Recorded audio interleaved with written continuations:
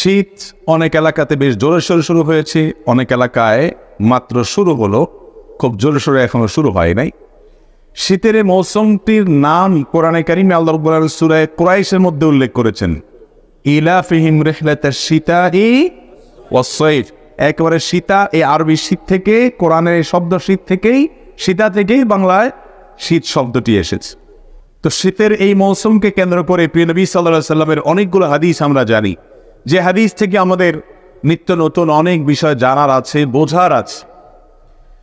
আজ আমরা শীতের মৌসুমকে কেন্দ্র করে নবী করিম সাল্লাল্লাহু আলাইহি সাল্লামের হাদিসের আলোকে, সাহাবায়ে কেরামের বিভিন্ন আসারের আলোকে 6টি আমলের কথা বলবো ইনশাআল্লাহ।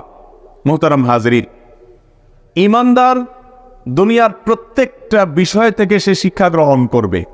প্রতিটা মৌসুম উপলক্ষে কোরআন এবং হাদিস তাকে সুনির্দিষ্ট কিছু দিক এবং নির্দেশনা দিয়েছে। শীতের মৌসুম উপলক্ষে নবী করিম সাল্লাল্লাহু আলাইহি সাল্লামের একটা হাদিস আমাদের সবসময় মাথায় থাকতে হবে। সে হাদিসটি আবু হুরায়রা রাদিয়াল্লাহু তাআলা আনহু বর্ণনা করেছেন। নবীজি সাল্লাল্লাহু আলাইহি সাল্লাম বলেছেন, ইশতাকাতিন নারু ইলা রাব্বিহা। জাহান্নাম আল্লাহ রাব্বুল আলামিনের কাছে একবার অনুযোগ করেছে, ফরিয়াদ করেছে। আল্লাহর কাছে জাহান্নাম বলেছে, আল্লাহ, ক্বালাত রাব্বি আকালা বা'দি বা'দা। আল্লাহ, আমার এক অংশ, জাহান্নামের একটা অংশ অপর অংশকে গ্রাস করে ফেলে, গিলে ফেলে, খেয়ে ফেলে। কারণ জাহান্নামের দুইটা পার্ট, একটা হলো নার বা আগুন, আরেকটা হলো জামহারির বা ঠান্ডা। তো জাহান্নাম তার ভাষায়, আল্লাহ রাব্বুল আলামিন তার সকল সৃষ্টির ভাষা বোঝেন, তিনি সবকিছু জানেন, আলিম, তিনি সবকিছু তিনি জানেন। তো জাহান্নামের কথা বলার শক্তি আল্লাহ দিয়েছেন, জাহান্নাম কথা বলছে আল্লাহ তাআলার সাথে। তো আল্লাহ রাব্বুল আলামিন জাহান্নামকে যখন সে বলেছে যে আমার রাক্ষসে ভাবের কারণে এক অংশ অন্য অংশকে গ্রাস করে ফেলে, আল্লাহ রাব্বুল আলামিন তখন জাহান্নামকে ফাআযিনা লাহা বিনাফসাইন, দুটি শ্বাস ছাড়ার সুযোগ, অনুমতি দিলেন, যে ঠিক আছে, তোমার ভাব এবং তীব্রতা কিছুটা কমানোর জন্য দুটি ভাব তুমি ছাড়বে। নাফাসুন ফিস সাইফি ওয়া নাফাসুন ফিস শিতা, একটি নিঃশ্বাস হলো গরমকালে, আরেকটা হলো শীতকালে। যেহেতু জাহান্নামের দুটি বিভাগ আছে, গরম এবং ঠান্ডা। নবী করিম সাল্লাল্লাহু আলাইহি ওয়াসাল্লাম হাদিসে শেষে বলেছেন, ফাহুয়া আশাদ্দু মা তাজিদুনাহু মিনাল হার ওয়া আশাদ্দু মা তাজিদুনা মিনাজ জামহারি আও কামা ওয়ারাদা ফিল হাদিস। দুনিয়াতে তোমরা যে গরমের তীব্রতা দেখছো, এই হাদিস থেকে বোঝা যায় যে সেটি হলো জাহান্নামের ছোঁয়া, সে ভাব, সে বাষ্প, সে নিঃশ্বাস যে ত্যাগ, তার একটি আলামত মাত্র। আল্লাহ তাআলা এটাকে পৃথিবীর এক এক অঞ্চলে এক এক সময়ে ডিস্ট্রিবিউশন করেন, এক এক মাত্রা ডিস্ট্রিবিউশন করেন, যেখানে যতটুকু প্রয়োজন আল্লাহর হিকমা অনুযায়ী। কিন্তু দুনিয়াতে যে শীত বা যে গরম আমরা অনুভব করি, এগুলো মূলত জাহান্নামের ছোঁয়া ভাব এবং নিঃশ্বাস। মুহতারাম হাজিরিন, এই জন্য শীতের মৌসুম আসলে একইভাবে গরমের মৌসুমের জন্য আমলটি প্রযোজ্য। প্রথম আমল হলো এর উৎপত্তি নিয়ে চিন্তা করা। আমরা এই মজলিসে শত শত হাজারো মানুষ আছি যাদের বয়স 40, 50, 60 বছর পার হয়ে গেছে। আমাদের জীবনে প্রত্যেক বছর একবার করে শীত এসেছে, একবার করে গ্রীষ্ম এসেছে। নবী সাল্লাল্লাহু আলাইহি সাল্লামের এই হাদিসকে শীত এবং গ্রীষ্মের তীব্রতার সময় অনুভব করে এই হাদিসের আলোকে এর প্রতি ঈমান আনয়ন করা এবং জাহান্নামের তীব্রতা সম্পর্কে অনুভব করা, চিন্তা করা, ভাবা, এই সুযোগটি আমাদের বেশিরভাগ মানুষের জীবনে হয় নাই। মুহতারাম হাজিরিন, হাদিসটি বুখারীতে বর্ণিত, বিশুদ্ধ হাদিস, মুহাদ্দিসিন ইকরামের কোনো দ্বিমত নেই।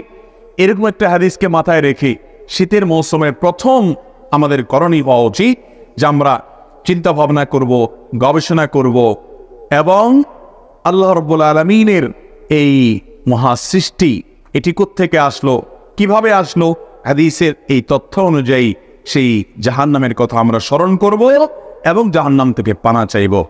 আল্লাহ, দুনিয়ার এই গরমের তীব্রতা, শীতের তীব্রতা যদি এত কষ্টদায়ক হয়, জাহান্নামের আগুন এবং জামহারিরের তীব্রতা কত মারাত্মক হবে, এটা তো বাষ্প বা ভাব, তাহলে মূলটার অবস্থা কি? অতএব আল্লাহুম্মা আজিরনা মিনান নার, আল্লাহ আপনার কাছে আমরা জাহান্নামের আযাব থেকে আশ্রয় চাই, পানাহ চাই। আল্লাহ তাআলা আমাদের সবাইকে জাহান্নামের আযাব থেকে পানাহ লাভ করার তৌফিক দান করুন। নাম্বার 2, শীতের মৌসুমটাকে বিভিন্ন বর্ণনায় রাবিউল মুমিন বলা হয়েছে, অর্থাৎ এটা ইমানদারের জন্য বসন্তকাল। বসন্তকালে যেরকম ফল ফসল ফোটে, শীতের মৌসুমে ইমানদারের আমলের বসন্তের ফুল ফোটে, আমলের ফুল ফোটে। নবী করিম সাল্লাল্লাহু আলাইহি ওয়াসাল্লাম তিরমিজি বর্ণিত হাদিসে বলেছেন যে আশ-শিতা, এটা হলো আল গানিমাতুল বারিদা, আশ-শিতা ফিস সাওম, আস-সাওম ফিস শিতা।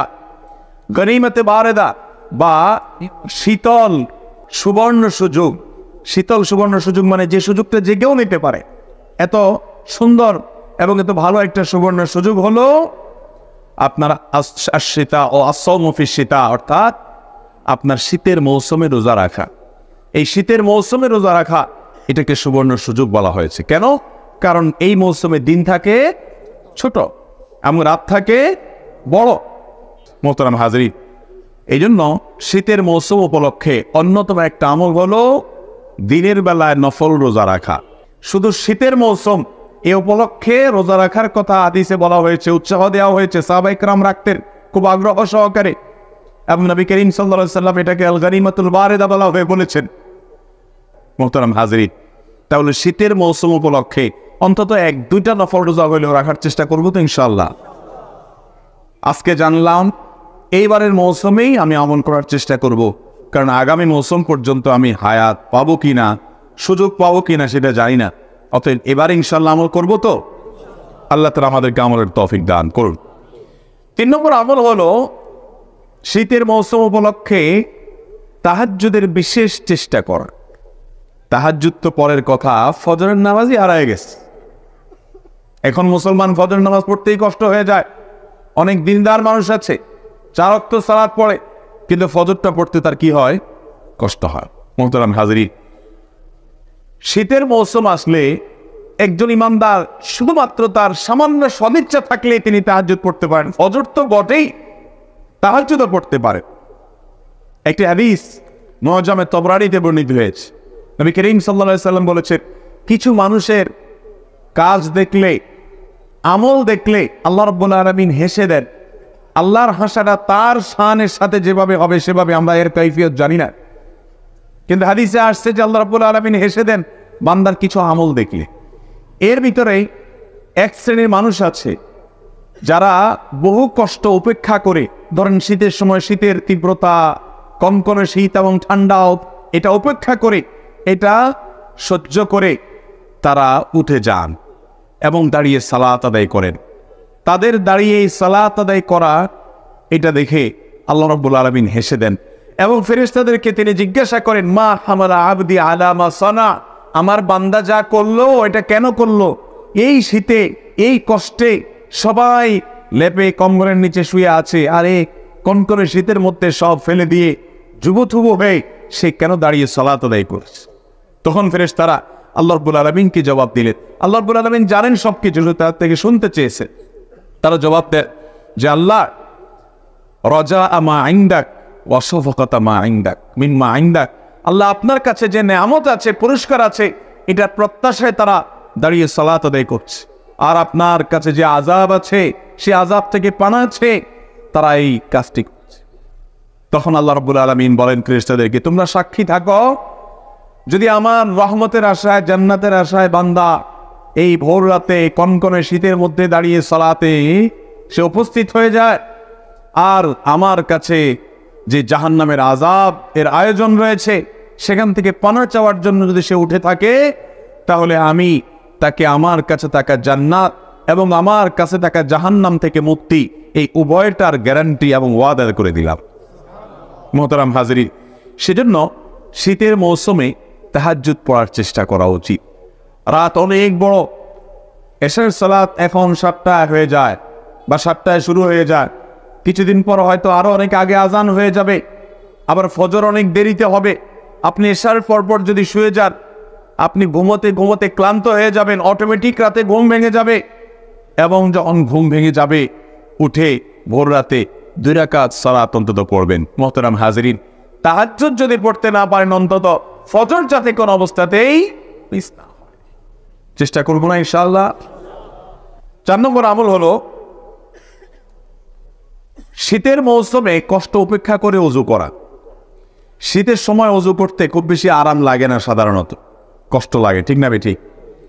এই কষ্ট উপেক্ষা করে যারা অজু করে তাদেরকে এই অজুর মাধ্যমে আল্লাহ রাব্বুল আলামিন তাদের ছোটখাটো যত গুনাহ আছে সমস্ত গুনাহগুলো মাফ করে দেন এবং আল্লাহর কাছে জান্নাতি হিসাবে, ইমানদার হিসাবে তাদের মর্যাদা এবং মর্তবা আল্লাহ তাআলা প্রমোশন করে, বৃদ্ধি করে দেন, উপরে উঠায় দেন।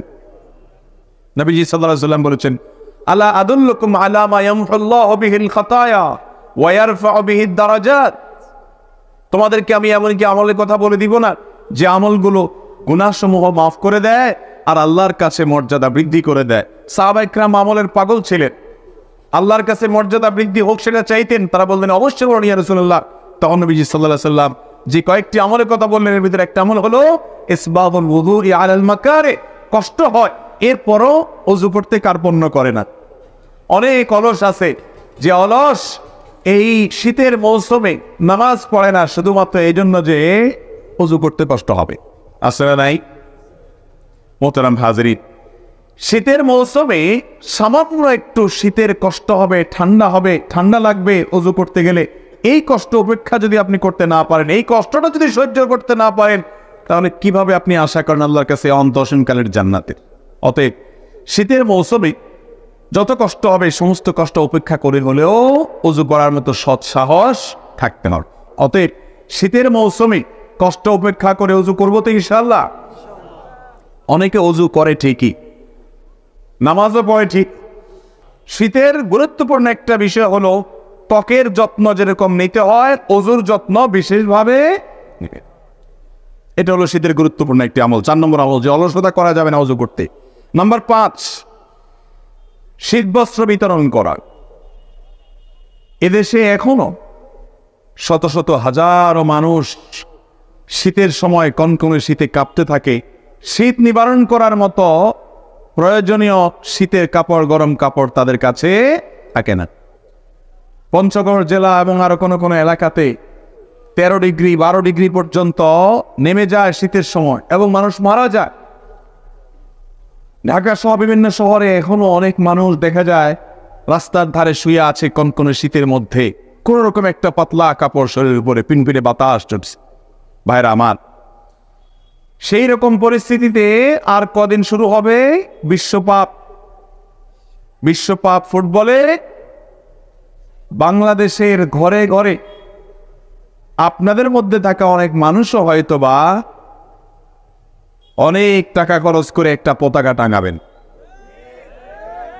আবার প্রতিযোগিতা হয় কে কত বড় পতাকা টানিয়েছে। আমার লজ্জা হয় যখন দেখি মিডিয়াগুলো সেটাকে পজিটিভলি সেটাকে উপস্থাপন করে, ইতিবাচক ভাবে তুলে ধরে, মনে হচ্ছে একটা কিছু ঘটায় ফেলছে, যে সবচেয়ে বড় পতাকা নির্মাণ করেছে, তৈরি করেছে ও। যে দেশে পোশাকের অভাবে শীতের সময় এখন অনেক মানুষ কম্পমান থাকে, কষ্ট করে, অনেক বাবা তার সন্তানকে শীতের সময় একজোড়া মোজা কিনে দিতে পারেন না, শীতের সময় একটা সোয়েটার ভালো দেখে কিনে দিতে পারেন না, সেই দেশে এইরকম ভিনদেশীদের পতাকা টাঙানো, এটা আমাদের জন্য লজ্জা ছাড়া আর কিচ্ছু না। অনেকে আছে নিজের বাড়ির রং পরিবর্তন করে তার পছন্দের দলের পতাকা সেই বাড়ির দেয়ালে আঁকে, আছে না নাই? হাজার হাজার লক্ষ টাকা তিনি খরচ করে তার পছন্দের দলের পতাকা আঁকছেন তার বাড়ির দেয়ালে, পুরো বাড়িকে সাজাচ্ছেন সেভাবে। অথচ বহু বনি আদম, বহু আদম সন্তান, এই দেশের বহু মানুষ এখন গৃহহারা হয়ে রাস্তার পাশে ফুটপাতে হয়তো শুয়ে আছে, ঠিক না ঠিক? মোহতারাম হাজিরিন, আপনারা বিশেষ করে এখানে বেশিরভাগ যুবকরা আছেন, আপনারা যদি না জাগেন এই দেশের পরিবর্তন কোনোদিন হবে না। আপনাদেরকে জাগতে হবে। আপনি আপনার বন্ধুদেরকে বোঝাবেন, তুমি ভিনদেশীদের পতাকা এদেশে টাঙাচ্ছ, সেটাকে তুমি অন করছো, সেটা নিয়ে গর্ব করছো, টাকা ঢালছো। এই পতাকার টাকাটাই বাজেট করে কোন একটা মানুষের গায়ে মুড়িয়ে দাও, তার চাদর আকারে তাকে দাও। এইটা দিয়ে কোন একটা কাপড়, একজোড়া মোজা। তোমার আশেপাশে বহু বাচ্চা দেখবা শীতের সময় সকালবেলা হয়তো মক্তবে যাচ্ছে, স্কুলে যাচ্ছে, পায়ে মোজা নাই, মাদ্রাসায় যাচ্ছে, তাকে এক জোড়া মোজা কিনে দাও। তোমার এই টাকাটা যথাস্থানে ব্যবহার করা হবে, এটা তোমার জন্য সার্থকতা হবে। মোহতারাম হাজরিন, আমাদের বিবেক যেন জাগ্রত হয়, আমরা যেন মানুষের জন্য কাজ করার চেষ্টা করবো না ইনশাআল্লাহ। এই শীতের অন্যতম গুরুত্বপূর্ণ একটা আমল হিসাবে এটাকে আমরা ফিক্স করে নিই যে আমি আমার শীতের মৌসুমে নিজের জন্য শীতের কাপড়, নিজের পরিবারের জন্য, বাচ্চা কাচ্চার জন্য যখন কিনবো, আমার আশেপাশে থাকা মানুষগুলোর জন্য আমি একটি পিস কাপড় হলেও কিনে দিব, চেষ্টা করবো না ইনশাআল্লাহ। আল্লাহ তাআলা আমাদের সবাইকে আমলের তৌফিক দান করুন। শীত উপলক্ষে 6 নম্বর যে আমলের কথা বলবো তা হলো সালাত বা নামাজ আউয়াল ওয়াক্তে যথাসম্ভব দ্রুততার সাথে আগে পড়া। আগে মানে ওয়াক্তের আগে না, ওয়াক্ত হওয়ার পর দেরি না করে পড়া। কারণ নবী করিম সাল্লাল্লাহু আলাইহি ওয়াসাল্লাম শীতের মৌসুমে সালাত খুব তাড়াতাড়ি পড়তেন, আর গরম হলে একটু দেরিতে পড়তেন, বিশেষ করে যোহরের নামাজ। শীতের সময় একটু আগে পড়া, গরমের সময় একটু দেরি করে পড়া। তো শীতের মৌসুমে এই আমলটি আমরা খেয়াল করব। এরকম আরো অনেক আমল আছে যে আমলগুলো আমরা শীতের মৌসুমে করতে পারি। আল্লাহ তাআলা আমাদের সবাইকে আমলের তৌফিক দান করুন।